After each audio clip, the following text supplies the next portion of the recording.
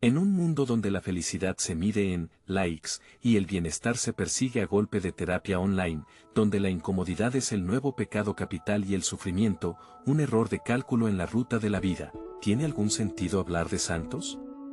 ¿En serio? En esta era de gratificación instantánea, de dietas detox y de gurús del optimismo, ¿quién querría perder el tiempo escuchando historias de gente que, aparentemente, eligió la vía más ardua, más dolorosa, más desagradable? Piensa por un momento. Te educaron para buscar el éxito, para escalar posiciones, para acumular experiencias dignas de ser instagrameables. Te venden la idea de que mereces todo, que tienes derecho a ser feliz, ahora, ya. Y ahí, en medio de este torbellino hedonista, te topas con figuras como la de Juan María Vianney. Un cura de pueblo, un hombre que eligió la oscuridad de una aldea olvidada, Ars, como escenario de su existencia. ¿Su vida? Una sinfonía de privaciones autoimpuestas, de ayunos que rozaban lo inhumano, de noches en vela orando por almas que, a menudo, ni siquiera sabían que él existía. Se flagelaba, dormía en el suelo, comía lo mínimo indispensable. ¿Por qué? ¿Era masoquista? ¿Tenía algún tipo de tara mental? Desde tu perspectiva del siglo XXI, donde se glorifica el self-care y se demoniza cualquier forma de mortificación, la vida de Vianney suena, como mínimo, a un disparate. Y quizás, ahí reside precisamente su fuerza. En lo radicalmente diferente, en lo incómodamente opuesto a todo lo que te han enseñado a valorar. Porque, ¿no te has preguntado alguna vez si tanta búsqueda de placer no te está dejando, paradójicamente, vacío? Si tanta evasión del dolor no te está impidiendo conectar con una parte más profunda, más auténtica de ti mismo? Si te interesa descubrir vidas fascinantes, vidas que te confrontan, que te sacuden de tu complacencia y te invitan a cuestionar tus propias prioridades, vidas que, en definitiva, te muestran que existe otra manera de entender la existencia, suscríbete a Vidas Santas. Activa la campana para no perderte ningún video y déjanos un comentario sobre qué santos te gustaría conocer más. Quizás, en esas historias aparentemente lejanas y extrañas, encuentres un eco inesperado a tus propias inquietudes. Quizás, en la vida de un santo del siglo XIX, descubras una luz sorprendente para navegar el siglo XXI. En este relato, te invito a viajar a un tiempo donde la fe y la incertidumbre danzaban de la mano, un siglo XVIII convulso, cuna de transformaciones radicales. Imagínate en la Francia rural, en medio de campos vastos y cielos infinitos, donde la vida transcurría al ritmo lento de las estaciones. Aquí, en un hogar humilde, nace Juan María Vianney. ¿Fue su cuna un presagio de su destino? Quizás te preguntes si el Todopoderoso ya tenía escrita su historia en las estrellas, predestinado a la santidad desde su primer aliento. O, por el contrario, fue la rudeza de su entorno, la lucha constante por superar la pobreza y la ignorancia, lo que forjó el temple de su alma. Una pregunta inquietante, ¿verdad? Porque si la santidad fuera un don innato, ¿qué esperanza quedaría para nosotros, simples mortales, que batallamos día a día con nuestras propias limitaciones? Su infancia transcurre en un mundo marcado por la sencillez y el trabajo arduo. Desde niño, conoces el sudor de la frente, el dolor de las manos encallecidas por la faena del campo. La escuela es un lujo esquivo, los libros un tesoro inalcanzable. El conocimiento se transmite de boca en boca, las lecciones se aprenden observando la naturaleza y escuchando las historias de los mayores al calor del hogar. Pero incluso en esta atmósfera de carencias materiales, hay una riqueza que lo inunda todo, la fe. En tu familia, Dios ocupa un lugar central. Las oraciones matutinas, las misas dominicales, las enseñanzas del catecismo, todo te empapa de una espiritualidad profunda, arraigada como los robles centenarios de tu tierra. Quizás, en medio de esa pobreza, encontraste un tesoro aún mayor, una sed insaciable de lo divino. Entonces, irrumpe la Revolución Francesa, un torbellino que sacude los cimientos del mundo que conoces. La vieja Francia se desmorona, la nobleza cae, la iglesia es perseguida.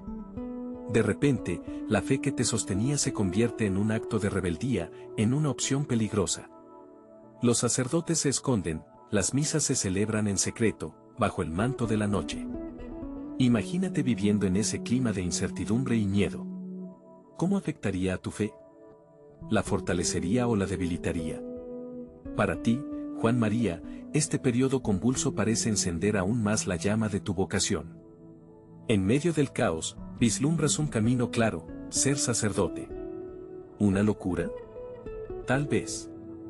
En una época donde la Iglesia es vilipendiada, donde el sacerdocio es sinónimo de peligro, tú sientes una llamada irresistible. ¿Es la voz de Dios o la rebeldía de un joven idealista? La pregunta resuena, perturbadora. Porque si tu vocación surge como reacción a la persecución, ¿es auténtica o simplemente una forma de desafío? Pero el camino hacia el sacerdocio no será fácil, ni mucho menos. Te enfrentas a un obstáculo aparentemente insuperable: tus dificultades para estudiar. Las letras se resisten a entrar en tu cabeza, las palabras se enredan en tu lengua. El latín, la lengua de la Iglesia, se convierte en una muralla infranqueable. ¿Un designio divino? ¿Una prueba impuesta por lo alto para templar tu espíritu? ¿O simplemente la cruda realidad de un joven sin educación formal, luchando por alcanzar una meta que parece estar más allá de sus capacidades? Porque, seamos honestos, ¿cuántas veces hemos visto a personas bien intencionadas estrellarse contra el muro de sus propias limitaciones, a pesar de su fe y su buena voluntad? Tus superiores dudan, tus compañeros te superan con creces. Las burlas, las críticas, el desaliento, todo conspira para que abandones tu sueño. ¿Cuántos en tu lugar habrían tirado la toalla, resignados a un destino más modesto, más acorde con sus capacidades? Pero tú no. Te aferras a tu vocación con una tenacidad asombrosa. Luchas contra tus dificultades con una perseverancia que roza la obstinación. Estudias con ahínco, repites las lecciones una y otra vez, pides ayuda, te humillas ante tus maestros. ¿Es esta perseverancia la clave de todo? ¿Es el esfuerzo humano, la voluntad inquebrantable, lo que moldea el destino, incluso el destino de un santo? Porque si la santidad fuera solo cuestión de gracia divina, ¿para qué luchar, para qué esforzarse? ¿No sería todo predeterminado, inevitable? Tu lucha con los estudios plantea una cuestión incómoda, una paradoja que nos interpela directamente. ¿Es la santidad un regalo inmerecido o una conquista arduamente ganada? ¿Es la gracia divina un impulso irresistible o una semilla que necesita ser cultivada con sudor y lágrimas? En tu juventud, Juan María, nos confrontas con esta dualidad fascinante. Nacido en la pobreza, con dificultades para estudiar, en medio de la convulsión de la Revolución Francesa, todo parecía conspirar en tu contra. Y sin embargo, algo en ti se resiste a renunciar, algo te impulsa a seguir adelante, a pesar de las adversidades. ¿Fue un alma elegida desde el principio? ¿O fue tu perseverancia, tu inquebrantable voluntad de superar tus limitaciones, lo que te condujo por el camino de la santidad? En este capítulo de tu historia, la respuesta permanece abierta, invitándote a reflexionar sobre el misterio del destino y el poder de la voluntad humana. Porque quizás, en tu lucha juvenil, encontremos un espejo donde mirarnos, un estímulo para perseverar en nuestros propios caminos, sean cuales sean las dificultades que encontremos. En esta historia, llegamos a un punto crucial, un momento donde la vocación se puso a prueba, donde la fe se tambaleó y las dudas crecieron como mala hierba en un jardín descuidado. Te hablo de los años de seminario, ese crisol donde se forjan los futuros sacerdotes, o donde, a veces, se quiebran las ilusiones. Para él, el seminario no fue un camino de rosas, ni un paseo tranquilo por un jardín espiritual. Fue más bien una escalada empinada, llena de piedras sueltas y precipicios ocultos. Imagínate las largas horas de estudio, la filosofía abstracta que parecía no tener fin, la teología profunda que a veces se sentía como un laberinto sin salida. Y no solo eran los libros y los exámenes. Estaba la disciplina, la vida en comunidad, las reglas estrictas que a veces parecían sofocar el espíritu en lugar de elevarlo. Pero lo más duro, lo que realmente le carcomía por dentro, eran las dudas. Dudas sobre su capacidad intelectual, sobre su elocuencia para predicar, sobre su fortaleza espiritual para guiar a otros. Se comparaba constantemente con sus compañeros, brillantes, seguros de sí mismos, con respuestas para todo. Él, en cambio, se sentía torpe, inseguro, como un extraño en un mundo que no terminaba de comprender. Y las dudas no solo venían de dentro. También venían de fuera, de algunos formadores, incluso de otros seminaristas. Escuchaba comentarios susurrados, miradas de reojo, preguntas veladas que ponían en tela de juicio su vocación, su inteligencia, su aptitud para el sacerdocio. ¿De verdad está hecho para esto?, se preguntaban algunos. ¿No será mejor que busque otro camino? Llegaron a dudar abiertamente de su capacidad, a cuestionar si tenía la madera de la que están hechos los sacerdotes. Imagínate la herida que esas palabras causaban, la punzada de la inseguridad que se clavaba en su corazón. En medio de esa tormenta de dudas, la ordenación se acercaba como un faro lejano, casi inalcanzable.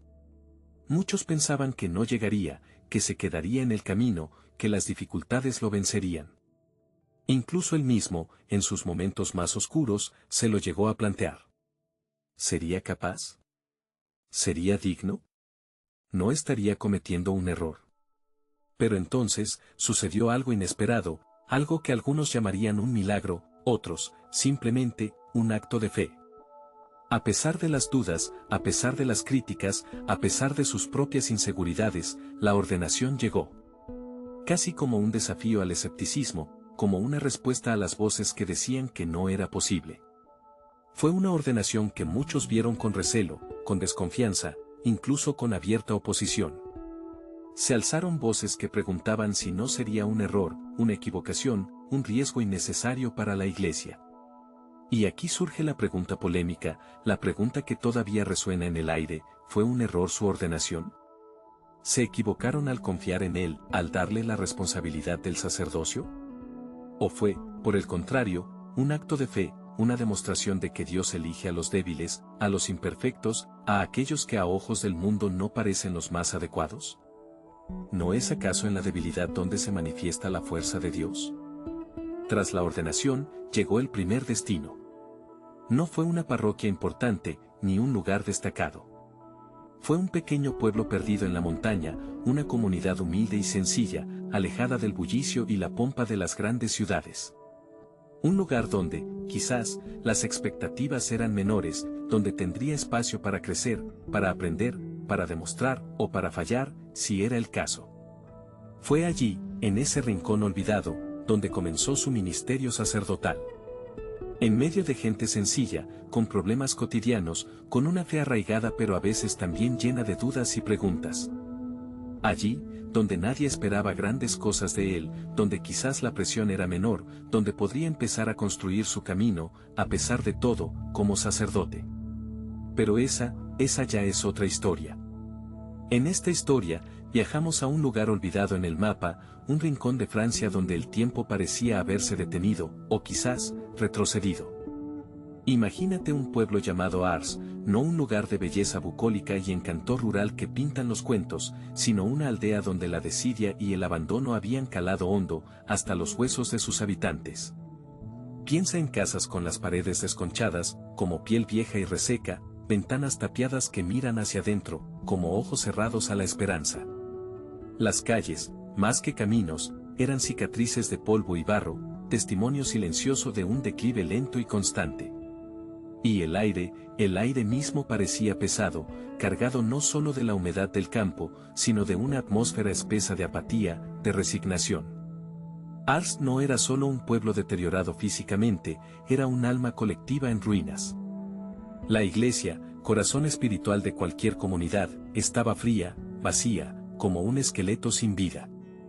Las campanas, que antaño llamaban a la oración y a la unión, ahora guardaban silencio, mudas ante el desinterés generalizado.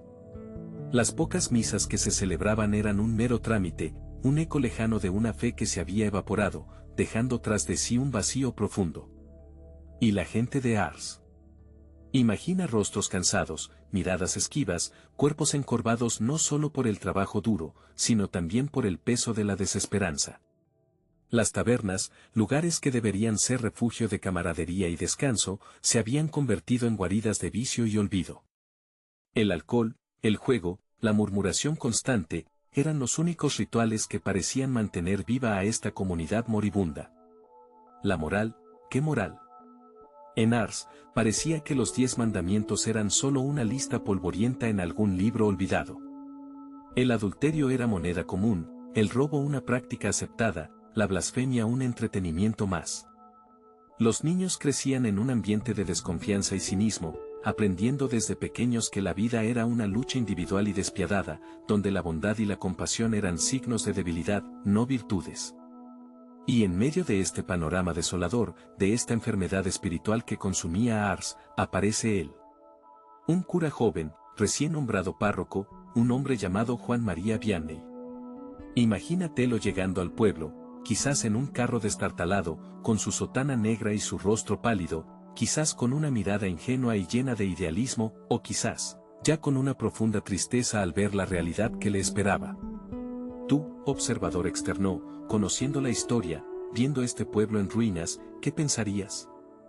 ¿Creerías que este cura, un solo hombre, tenía alguna posibilidad real de cambiar algo? ¿O pensarías que su nombramiento era una condena, un billete directo al fracaso, una prueba más de la indiferencia de la jerarquía eclesiástica hacia los más necesitados? Porque, seamos honestos, la tarea que se le encomendaba a Vianney parecía titánica, casi absurda. Era como pedirle a un médico que curara a un enfermo terminal con una aspirina.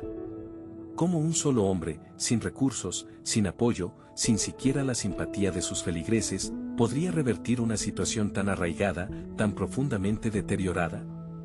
¿Podría un cura, por muy santo que fuera, resucitar un pueblo muerto en espíritu? Quizás pienses que la fe mueve montañas, que la gracia divina puede obrar milagros. Pero también podrías pensar que la realidad es más compleja, más tosuda, que la decadencia espiritual es una enfermedad lenta y corrosiva, que no se cura con rezos ni sermones, sino con medidas drásticas, con cambios profundos, con una revolución social y moral que Ars, aparentemente, no estaba dispuesta a protagonizar. Así que, la pregunta persiste, flotando en el aire polvoriento de Ars, tan tangible como la desesperanza, enviado a este remoto y decadente pueblo, ¿tenía realmente Juan María Vianney alguna posibilidad de éxito? ¿O su nombramiento era, desde el principio, un destino al fracaso? La respuesta, como siempre, no es sencilla, y la descubrirás, si lo deseas, en el devenir de esta historia. ¿Alguna vez te has preguntado hasta dónde estás dispuesto a llegar por algo en lo que crees profundamente? Piensa por un momento en esa pregunta. En los límites que te impondrías a ti mismo, en el sacrificio que estarías dispuesto a ofrecer. Ahora imagina llevar eso al extremo, a una vida donde la renuncia y la privación no son excepciones, sino la norma. Una vida dedicada a la negación constante del cuerpo, a la mortificación de los deseos más básicos. ¿Te parece una senda hacia la iluminación espiritual, o un camino innecesario, incluso doloroso? En esta historia, vamos a explorar una faceta de la búsqueda espiritual que te puede resultar fascinante, o quizás perturbadora. Nos adentraremos en el ascetismo radical. Una práctica que, llevada al extremo, plantea preguntas incómodas sobre la naturaleza de la fe, el sufrimiento y la verdadera conexión con lo divino. Considera la figura del asceta. Un individuo que elige deliberadamente una vida austera, despojada de comodidades y placeres mundanos. Para algunos, esta elección representa la cima de la devoción, una entrega total a Dios que trasciende las necesidades del cuerpo. Para otros, puede parecer una forma de autoflagelación innecesaria, un rechazo del mundo que Dios mismo creó. ¿Qué significa realmente vivir en ayuno extremo, practicar la penitencia constante y abrazar la pobreza absoluta? Imagínate días, semanas, quizás meses, con apenas alimento, con un sueño interrumpido por la incomodidad, con el cuerpo sometido a privaciones constantes. Visualiza la renuncia a cualquier posesión material, a cualquier lujo, a cualquier distracción que pudiera alejarte de lo esencial. Estas prácticas ascéticas no son meros ejercicios de disciplina. Se basan en la creencia de que el cuerpo es un obstáculo para el espíritu, una fuente de tentaciones y deseos que nos alejan de Dios. A través del sufrimiento físico, se busca purificar el alma, liberarla de las ataduras terrenales y acercarla a la divinidad. El ayuno, por ejemplo, no es solo una privación de comida. Se entiende como una forma de someter la voluntad del cuerpo, de demostrar dominio sobre los instintos básicos y de abrir el espíritu a la gracia divina. Las penitencias, ya sean físicas o espirituales, se conciben como actos de reparación por los pecados, como una forma de participar en el sufrimiento de Cristo y de alcanzar la redención. La pobreza, por su parte, se ve como una liberación de la codicia y el apego a las cosas materiales, facilitando la concentración en lo espiritual. Pero, detente un momento y cuestiónate esto: ¿es realmente necesario el sufrimiento extremo para conectar con lo divino? ¿Acaso Dios, en su infinita misericordia, demanda tal castigo del cuerpo para aceptar el espíritu? ¿No podría la fe manifestarse también en la alegría, en la gratitud por la vida, en el cuidado del cuerpo como templo del alma? Algunos argumentan que estas prácticas ascéticas extremas pueden ser contraproducentes. Que un cuerpo debilitado por el ayuno y la privación puede dificultar la claridad mental y la conexión espiritual en lugar de facilitarla. Que la obsesión por la penitencia puede derivar en una forma de autotortura, en una visión distorsionada de la fe donde el sufrimiento se convierte en un fin en sí mismo, en lugar de un medio para un fin superior. Incluso se podría argumentar que un ascetismo tan radical podría ser una forma de orgullo espiritual, una manera de buscar la santidad a través del propio esfuerzo y sufrimiento, olvidando la gracia divina y la humildad. ¿Dónde trazar la línea entre la disciplina espiritual y el exceso perjudicial? ¿Es posible que la búsqueda de la santidad a través del ascetismo radical se convierta en una forma de obsesión enfermiza, en un camino de sufrimiento innecesario que nos aleje de la verdadera esencia de la fe? Quizás la respuesta no sea sencilla, y dependa de la motivación, de la intención y del equilibrio con el que se practiquen estas disciplinas. Pero al final, te dejo con esta pregunta resonando en tu mente: ¿crees que una vida de ayuno extremo, penitencia y pobreza, es un camino admirable hacia Dios, o una forma innecesaria y quizás incluso perjudicial de sufrimiento?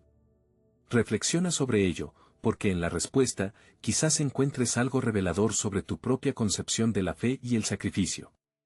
En esta historia, te voy a llevar a un lugar oscuro, un rincón de la existencia donde la línea entre lo que percibes y lo que realmente es, se difumina hasta desaparecer. Vas a escuchar sobre batallas que no se libran con espadas ni fusiles, sino en la arena invisible del espíritu. Batallas contra fuerzas que, algunos dicen, son tan reales como el aire que respiras, mientras que otros las tachan de simples fantasmas de una mente perturbada. Te voy a hablar del Grappín, una palabra que resuena con misterio y temor. Imagina por un instante, estar solo, quizás en la quietud de la noche, o en el bullicio ensordecedor de tus propios pensamientos. De repente, sientes una presencia, algo que no puedes ver, pero que te roza, te envuelve, te oprime. Es como si una mano invisible, fría y pegajosa, se extendiera desde la oscuridad para agarrarte con fuerza. Este Grappín, así lo llamaban, no era un simple escalofrío en la nuca. Era una sensación tangible, una presión física que te dejaba sin aliento, que te helaba la sangre. Algunos lo describieron como un peso aplastante sobre el pecho, como si el mismo aire se volviera denso y hostil. Otros hablaban de garras invisibles que arañaban su alma, dejando heridas que la razón no podía explicar. Y aquí es donde la pregunta comienza a zumbar en tu cabeza como un mosquito insistente: ¿era esto real? ¿Eran estos ataques del Grappín auténticos combates espirituales, batallas libradas en un plano invisible, pero no por ello menos real? ¿O eran, por el contrario, manifestaciones de una mente atormentada, proyecciones de miedos profundos, sombras nacidas de la angustia y la desesperación? Piensa por un momento en la fragilidad de la mente humana. Es un universo en sí mismo, vasto e inexplorado, capaz de las creaciones más sublimes y de los abismos más oscuros. Podría ser que estas experiencias, estas perturbaciones demoníacas, como las llamaban algunos, no fueran más que cortocircuitos en este intrincado sistema. Fuegos fatuos de una psique en conflicto, interpretados erróneamente como asaltos de entidades malignas externas. Se contaban historias de voces susurrantes en la oscuridad, palabras que no llegaban a formar frases coherentes, pero que sembraban la duda y el temor en lo más profundo del corazón. Ecos de una lengua desconocida, o quizás, ecos de los propios pensamientos más oscuros, distorsionados y magnificados por el miedo.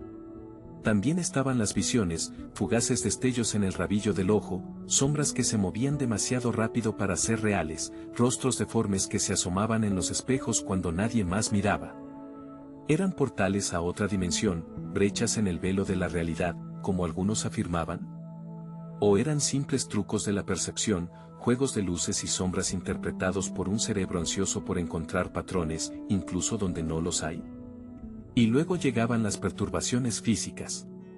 Objetos que se movían solos, puertas que se abrían y cerraban sin explicación, ruidos inexplicables que resonaban en el silencio de la noche. Pruebas irrefutables de una presencia maligna, manifestaciones físicas de una batalla espiritual. O, quizás, fenómenos naturales malinterpretados, coincidencias inexplicables, o incluso, actos inconscientes de la propia mente, capaz de mover objetos con la fuerza de la sugestión en estados de profunda alteración. La polémica está servida. De un lado, los que creen firmemente en la existencia de un mundo espiritual, en la realidad de las fuerzas del bien y del mal, en la posibilidad de ser atacado por entidades demoníacas. Para ellos, el grappín y las perturbaciones eran evidencia irrefutable, pruebas de una guerra invisible que se libra a nuestro alrededor, una lucha por las almas, por el control de la voluntad humana. Del otro lado, los escépticos, los racionalistas, los que buscan explicaciones lógicas y científicas a todo fenómeno. Para ellos, estas experiencias eran síntomas de trastornos psicológicos, producto de la sugestión, del estrés, de la ansiedad, de la predisposición a creer en lo sobrenatural. Veían en el grappín y las perturbaciones, no la mano del demonio, sino la sombra de la propia mente, proyectada sobre la realidad. ¿Dónde te sitúas tú? ¿Crees en la posibilidad de batallas espirituales reales, en la existencia de un mundo invisible que influye en el nuestro? ¿O piensas que todo se reduce a la química del cerebro, a las trampas de la percepción, a los miedos ancestrales que residen en lo más profundo de nuestro inconsciente? En esta historia, no te voy a dar respuestas fáciles. No voy a decirte si el grappín era real o imaginario, si las perturbaciones eran demoníacas o psicológicas. Mi propósito no es convencerte de nada, sino invitarte a reflexionar, a cuestionar tus propias creencias, a explorar los límites de lo que consideras real. Porque quizás, la verdad se encuentra en algún punto intermedio, en esa zona gris donde la fe y la razón se entrelazan, donde lo espiritual y lo psicológico se funden en una experiencia compleja y misteriosa.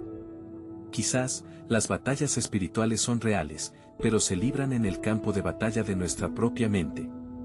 Y quizás, los demonios que nos atormentan no son entidades externas, sino nuestros propios miedos, nuestras propias sombras, personificadas en figuras arquetípicas del mal. La lucha contra el mal, en última instancia, podría ser una lucha interna, un combate por la sanación de la propia alma, por la conquista de la paz interior. Y la pregunta fundamental, la que debes hacerte a ti mismo, no es si los demonios son reales, sino si estás dispuesto a enfrentar tus propios demonios internos, a iluminar las sombras de tu propia mente, a librar tu propia batalla personal contra el mal, sea cual sea su origen y naturaleza. En esta historia, a medida que profundizamos, llegamos a un punto crucial, un lugar de encuentro entre lo terrenal y quizás, lo divino, el confesionario. Imagínate la escena, si puedes. Largas filas serpenteando, personas de todas las edades y condiciones, esperando pacientemente su turno. No buscaban un mero perdón, buscaban algo más, algo intangible pero profundamente anhelado. Tú, en tu propia vida, ¿alguna vez has experimentado esa necesidad imperiosa de confesarte, de liberar el peso de tus errores, tus secretos más oscuros? Este hombre, en el corazón de este fervor, se convirtió en un imán. Se decía que poseía un don extraordinario para escuchar, para comprender más allá de las palabras, para penetrar en el laberinto del alma humana. Algunos lo describían como un rayo de luz en la oscuridad, capaz de iluminar incluso los rincones más sombríos de la conciencia. Otros, más escépticos, murmuraban sobre psicología popular, sobre la sugestión colectiva, sobre la desesperación que nubla el juicio. Piensa por un momento en la naturaleza misma de la confesión. Es un acto de vulnerabilidad extrema, ¿verdad? Te desnudas ante otro ser humano, revelas tus debilidades, tus fracasos, aquello que te avergüenza y te atormenta. Y en ese acto, buscas no solo absolución, sino también comprensión, consuelo, quizás incluso una guía. ¿Crees que este hombre realmente poseía esa capacidad única para ofrecer todo eso, ¿O era simplemente un maestro en el arte de la empatía, un catalizador de la propia fe de la gente? Las historias que surgieron de ese confesionario son innumerables. Personas que afirmaban haber experimentado una profunda transformación, una liberación instantánea del peso de la culpa, una renovación espiritual que les cambiaba la vida. Se contaban relatos de conversiones dramáticas, de adicciones superadas, de matrimonios reconciliados, todo gracias a una breve conversación, a unas pocas palabras pronunciadas en la penumbra del confesionario. ¿Es posible que una simple conversación, por elocuente y sabia que sea, pueda tener un impacto tan profundo? ¿O había algo más en juego? Y luego están los milagros. Las narraciones se multiplicaron, extendiéndose como la pólvora. Curaciones inexplicables, enfermedades terminales que remitían, imposibilidades que se desvanecían ante la intercesión de este hombre. Personas que juraban haber sido testigos de lo imposible, que mostraban pruebas supuestamente irrefutables de la intervención divina. ¿Has oído hablar de testimonios similares en otros contextos religiosos? ¿Qué piensas cuando escuchas estas historias? ¿Te invade la incredulidad, el escepticismo, o sientes una chispa de duda, una apertura a lo inexplicable? Se decía que bastaba con tocar un objeto que él había bendecido, o rezar con fervor pidiendo su intercesión, para que lo impensable sucediera. Niños que volvían a caminar, ciegos que recuperaban la vista, enfermos desahuciados que se levantaban de la cama completamente sanos. Milagros, milagros, milagros. La palabra resonaba con fuerza, alimentando la fe de unos y la incredulidad de otros. Pero detente un momento y reflexiona. ¿No es acaso la fe un poderoso motor? ¿No es la sugestión una fuerza capaz de moldear nuestra percepción de la realidad? Piensa en el poder del placebo, en cómo la simple creencia en un tratamiento puede generar efectos físicos reales. ¿Podrían estos supuestos milagros ser simplemente manifestaciones extremas del poder de la fe, amplificadas por la sugestión colectiva, por la esperanza desesperada de quienes buscaban un milagro? Algunos argumentaban que la intensidad de la fe de la gente, combinada con la carismática personalidad de este hombre, creaba un caldo de cultivo perfecto para fenómenos psicológicos extraordinarios. Sostenían que las curaciones eran, en realidad, remisiones espontáneas, coincidencias afortunadas, interpretadas como milagros a través del prisma de la fe. Que la sugestión, alimentada por la atmósfera de fervor religioso, podía llevar a las personas a experimentar sensaciones intensas, a interpretar eventos cotidianos como señales divinas, a creer firmemente en lo imposible. Otros, por supuesto, defendían la autenticidad de los milagros con uñas y dientes. Para ellos, eran pruebas irrefutables de la intervención divina, señales claras de que este hombre era un instrumento de Dios, un taumaturgo genuino. Apelaban a la sinceridad de los testimonios, a la solidez de las pruebas presentadas, a la imposibilidad de explicar racionalmente algunos de los eventos relatados. Para ellos, dudar de los milagros era dudar de la propia fe, cerrar los ojos a la evidencia de lo sobrenatural. ¿Y tú, qué piensas? ¿Dónde te sitúas en este debate?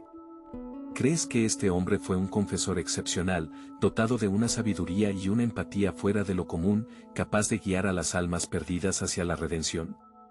¿O crees que fue algo más, un taumaturgo, un canal de lo divino, capaz de obrar milagros reales, inexplicables por la ciencia y la razón?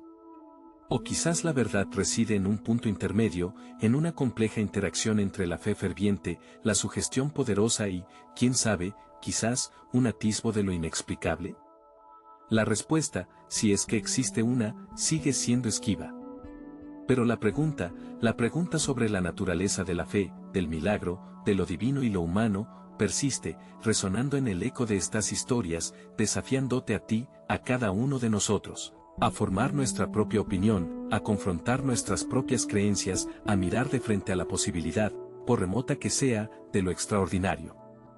En esta historia, te adentras en un laberinto de paradojas, un camino donde la luz y la sombra danzan en una coreografía inquietante. Imagínate buscando la soledad, el retiro absoluto, el anonimato profundo, y encontrándote, en cambio, catapultado al centro de una vorágine de atención, de miradas escrutadoras, de expectativas incesantes. Eso, precisamente eso, fue lo que experimentó nuestro protagonista. Tras los sucesos que ya conoces, después de las manifestaciones de fervor, de las curaciones inexplicables, la tranquila Ars se transformó en un hervidero. Peregrinos llegaban de todas partes, buscando un milagro, un consuelo, una palabra del hombre que parecía tocar lo divino. Y tú, en su lugar, ¿qué habrías hecho? Seguramente, buscarías la calma, el silencio que necesitabas para escuchar esa voz interior que te guiaba. Él también intentó desaparecer. No literalmente, claro, pero sí retirarse del ojo público.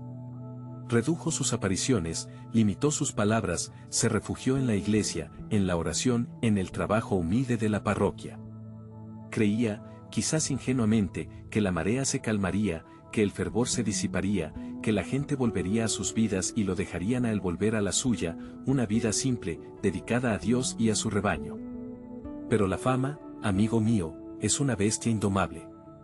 Cuanto más intentas huir de ella, más te persigue. Cuanto más te escondes, más te buscan. Su deseo de anonimato, lejos de ser concedido, parecía alimentar aún más la curiosidad, la fascinación.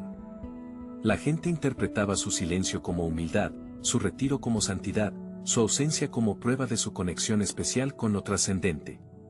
¿Ves la ironía? Buscaba la oscuridad y la luz lo rodeaba. Escapó de Ars. Sí, huyó como un fugitivo. Dejó su parroquia, sus feligreses, el lugar que había sido su hogar, buscando refugio en la abadía de Cluny, un lugar de recogimiento, de estudio, de oración. Pensó que entre los muros ancestrales de la abadía, lejos del clamor popular, encontraría el sosiego que anhelaba. Imaginó una vida de silencio, de contemplación, de servicio humilde a la comunidad monástica. Pero incluso allí, la fama lo encontró. Los monjes, aunque hombres de fe y de retiro, no eran inmunes a la fascinación que despertaba su figura. Las noticias de sus dones, de sus milagros, habían llegado incluso a los muros de la abadía. Y aunque lo recibieron con respeto y caridad, su presencia no pasó desapercibida. Visitantes ilustres, nobles curiosos, eclesiásticos influyentes, todos querían conocer al sacerdote de Ars, al taumaturgo, al hombre santo. ¿Era realmente humildad lo que buscaba, o una forma más sutil de alimentar su ego? Una pregunta incómoda, ¿verdad? Porque la línea entre la verdadera humildad y la falsa modestia es a menudo tan tenue que se difumina. ¿Acaso no disfrutaba, en el fondo, de esa atención, de esa veneración? ¿No había una cierta vanidad en su rechazo a la fama, una forma de decir mírame, rehúso los honores, soy más santo que aquellos que los buscan? La abadía, que debía ser un refugio, se convirtió en una nueva prisión dorada. Su fama, lejos de extinguirse, se extendió como la pólvora. Cartas llegaban de todas partes, pidiendo oraciones, consejo, milagros. Gente de todas las clases sociales acudía a Cluny, esperando verlo, tocando su ropa, buscando una bendición. Y él, atrapado en esta red invisible, se sentía cada vez más asfixiado. ¿Era realmente posible huir de la fama? ¿O era una parte inseparable de su destino, una cruz que debía cargar, quisiera o no? Quizás, en su intento de escapar, estaba huyendo no solo de la atención pública, sino también de la voluntad divina. Quizás, esa fama, por muy incómoda que fuera, era el instrumento que Dios había elegido para llevar su mensaje al mundo. Piensa por un momento en la paradoja. Buscaba la oscuridad, pero su luz brillaba con más fuerza cuanto más intentaba ocultarla. Rechazaba la gloria terrenal, pero su nombre se extendía por toda Francia y más allá. ¿Era esta fama una prueba de humildad superada, una oportunidad para demostrar su desapego a los halagos del mundo? ¿O era, en cambio, una contradicción profunda, una grieta en su fachada de santidad, un indicio de que, quizás, en el fondo, anhelaba esa misma gloria que decía rechazar? La respuesta, como tantas veces en la vida, no es simple. No hay una verdad única y absoluta. Quizás, la verdad se encuentra en la tensión entre ambos polos, en la lucha constante entre el deseo de anonimato y la realidad de la fama, entre la búsqueda de la gloria de Dios y la tentación de la gloria personal. ¿Y tú, qué crees? ¿Fue su huida una prueba de humildad, o una contradicción que revela una faceta más compleja y humana de su carácter?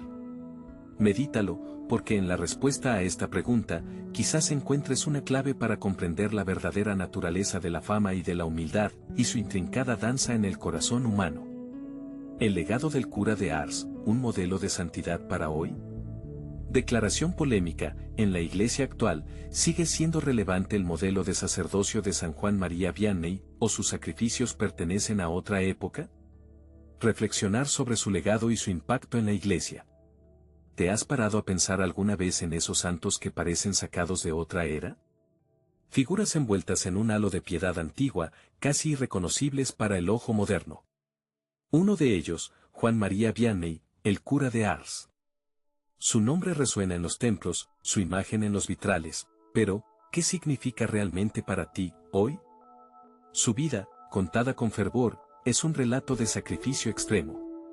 Ayuno hasta la extenuación, vigilias interminables, una cama de sarmientos. ¿Te suena a santidad o a masoquismo disfrazado de virtud? En un mundo que busca el bienestar, la gratificación inmediata, ¿qué podemos aprender de un hombre que flagelaba su cuerpo y dormía en el suelo? Dicen que convertía corazones endurecidos. Que pasaba jornadas enteras en el confesionario, escuchando pecados con paciencia infinita. ¿Te imaginas tú, sacerdote del siglo XXI, encerrado horas y horas, absorbiendo el torrente de miserias humanas? Cuando la psicología moderna nos invita a relativizar la culpa, a comprender los traumas, ¿tiene sentido este tribunal de la conciencia, este juez implacable de almas? Su parroquia, Ars, un pueblo perdido en la Francia rural, transformada por su presencia. ¿Milagro o fruto de una obstinación enfermiza? Se le atribuyen conversiones masivas, fenómenos inexplicables, incluso combates con el demonio. ¿Te crees estas historias? ¿Visiones piadosas o delirios de un hombre atormentado? En la era de la ciencia, de la razón cartesiana, ¿cómo encaja este misticismo exacerbado? Se le presenta como modelo para los sacerdotes. Un pastor entregado, un confesor incansable, un hombre de oración. Pero, ¿es este modelo viable hoy?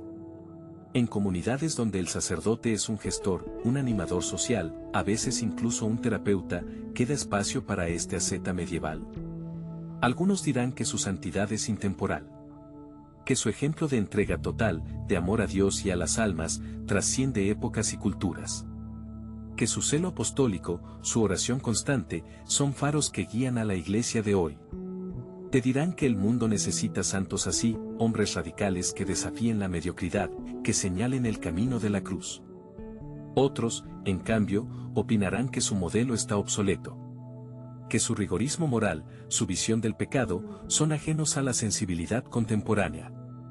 Que su énfasis en el sacrificio, en la mortificación, puede ser incluso perjudicial, fomentando una espiritualidad enfermiza, culpabilizadora. Te preguntarán si no es hora de buscar modelos de sacerdocio más acordes con los tiempos, más centrados en la alegría del Evangelio, en la misericordia, en el acompañamiento. ¿Dónde te sitúas tú? ¿Ves en el cura de Ars un faro o un fantasma del pasado? ¿Un ejemplo a seguir o una reliquia polvorienta? Quizás la verdad no sea blanca o negra. Quizás su legado sea más complejo, más matizado. Tal vez, en su vida extrema, encontremos una llamada a la radicalidad evangélica que hemos olvidado. Una invitación a tomar en serio la lucha espiritual, a no conformarnos con una fe tibia, superficial. Quizás, en su amor apasionado por Cristo, descubramos una sed de Dios que nuestra sociedad consumista ha intentado apagar. Pero también es posible que su modelo necesite ser reinterpretado, actualizado. Que su ascetismo deba ser discernido, purificado de elementos culturales que ya no nos hablan. Que su visión del sacerdocio deba ser integrada en una comprensión más amplia, más rica, de la misión de la Iglesia en el mundo actual. El cura de Ars te interpela. Te desafía a confrontarte con la santidad, con la radicalidad del Evangelio. No te pide que lo copies miméticamente. No te invita a flagelarte ni a dormir en el suelo. Pero sí te pregunta, ¿hasta dónde estás dispuesto a llegar por amor a Cristo? ¿Qué sacrificios estás dispuesto a ofrecer por el reino? ¿Qué rostro de santidad estás llamado a encarnar en este siglo XXI? Su legado no es un manual de instrucciones. Es un espejo.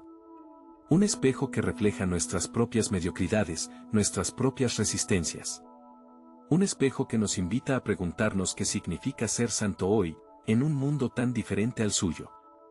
Y quizás, en esa búsqueda, encontremos en el cura de Ars, no un modelo a imitar ciegamente, sino un estímulo, un desafío, una provocación para ser santos a nuestra manera, con los medios de nuestro tiempo, pero con la misma pasión, con el mismo amor, con la misma entrega total a Dios y a los hermanos. Porque, al final, la santidad, ayer, hoy y siempre, es eso, amor. Amor radical, amor sin límites, amor hasta el extremo. Y en ese amor, quizás, encontremos la respuesta a la pregunta de si el cura de Ars sigue siendo relevante. Quizás no como modelo exacto, pero sí como inspiración, como llamada, como eco distante de una santidad que sigue resonando en el corazón de la Iglesia. En esta historia que has estado siguiendo, hemos caminado junto a un hombre que, a primera vista, podría parecer un anacronismo, una figura desubicada en nuestro siglo XXI. Juan María Vianney, el cura de Ars, un santo de otro tiempo, que puede decirnos a ti y a mí, hoy, inmersos en la era de la tecnología, la inmediatez y el individualismo. Quizás te preguntes si su vida, marcada por la penitencia, la sencillez extrema y una entrega total a su parroquia, tiene alguna resonancia en un mundo que parece obsesionado con el éxito, el placer y la gratificación instantánea. Piensa por un momento en la palabra sacrificio. En nuestra sociedad, a menudo se asocia con pérdida, con renuncia dolorosa, con algo que se evita a toda costa. Vivimos en una cultura que glorifica la comodidad, que nos vende la idea de que merecemos todo y ahora. Se nos bombardea constantemente con mensajes que nos incitan a buscar la felicidad en lo material, en lo efímero, en lo que se consume y se desecha. ¿Dónde encaja entonces el sacrificio? ¿Acaso no es una reliquia de un pasado superado, una idea obsoleta en un mundo que se precia de ser moderno y progresista? Pero detente un segundo. Mira a tu alrededor, mira dentro de ti. ¿No sientes un vacío, una insatisfacción persistente a pesar de todas las comodidades y los placeres que la sociedad te ofrece? ¿No intuyes que quizás haya algo más profundo y duradero que se escapa a esta vorágine consumista?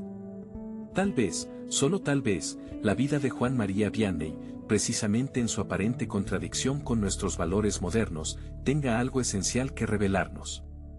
Él eligió el camino del sacrificio, sí. Renunció a la ambición personal, a la riqueza, al reconocimiento mundano. Escogió una vida austera, dedicada por completo a los demás, a sus feligreses, a las almas que Dios le había confiado. Y en ese sacrificio, en esa entrega total, encontró una alegría, una plenitud que quizás muchos de nosotros buscamos desesperadamente en otros lugares, en caminos que nos prometen felicidad pero que a menudo nos dejan más vacíos que antes. Ahora bien, no te equivoques. No te estoy diciendo que debas abandonar todo y recluirte en una parroquia rural, ni que debas flagelarte o dormir en el suelo para alcanzar la santidad. La vida de Juan María Vianney es un ejemplo extremo, una llamada radical a la entrega. Pero la pregunta crucial es, ¿qué podemos aprender hoy de esa radicalidad? ¿Es el sufrimiento, como él lo vivió, el único camino hacia la santidad, o existen otras vías, otros modos de vivir una vida plena y significativa en el siglo XXI? Piénsalo detenidamente. En un mundo que te dice constantemente que te centres en ti mismo, que satisfagas tus deseos, que te pongas siempre en primer lugar, la figura del cura de Ars nos interpela directamente. Nos recuerda que la verdadera felicidad, la auténtica realización personal, quizás no se encuentre en la acumulación de bienes o en la búsqueda del placer inmediato, sino en algo mucho más profundo, en el amor, en la entrega a los demás, en la búsqueda de un sentido trascendente a nuestra existencia. La vida de San Juan María Vianney nos enseña que la santidad no es un privilegio reservado a unos pocos elegidos, sino una llamada universal, un camino abierto a todos. No se trata de imitar ciegamente sus prácticas ascéticas, sino de captar el espíritu que las animaba, un amor ardiente a Dios y a los hombres, una fe inquebrantable, una humildad profunda y una generosidad sin límites. En el siglo XXI, la santidad puede tomar formas muy diversas. Puede estar en la dedicación de un médico que sacrifica su tiempo y su descanso para cuidar a sus pacientes. Puede estar en la entrega de un profesor que se desvive por sus alumnos. Puede estar en la paciencia de un padre o una madre que educa a sus hijos en el amor y en los valores. Puede estar en la lucha de un activista que defiende los derechos de los más desfavorecidos. Puede estar, incluso, en la pequeña renuncia cotidiana, en el gesto de servicio desinteresado, en la palabra de aliento oportuna. La santidad, en definitiva, no se mide por la espectacularidad de los actos, sino por la intensidad del amor que los inspira. No se trata de hacer cosas extraordinarias, sino de hacer las cosas ordinarias con un amor extraordinario. Y en ese amor, en esa entrega, en ese sacrificio, quizás encontremos la clave para una vida más plena, más feliz, más auténtica. Así que, mientras reflexionas sobre la vida de San Juan María Vianney, pregúntate, ¿qué sacrificio estoy dispuesto a hacer hoy? ¿Qué puedo renunciar para amar más y mejor? ¿Qué pequeño gesto de entrega puedo ofrecer al mundo que me rodea? La respuesta, quizás, te sorprenda. Y puede que en ese sacrificio, encuentres un camino inesperado hacia la santidad, una santidad adaptada a tu vida, a tu tiempo, a tu siglo XXI. Si este video te ha inspirado, no olvides darle a me gusta, compartirlo con tus amigos y familiares, y dejarnos en los comentarios qué te ha parecido la vida de San Juan María Vianney. Únete a la comunidad de Vidas Santas.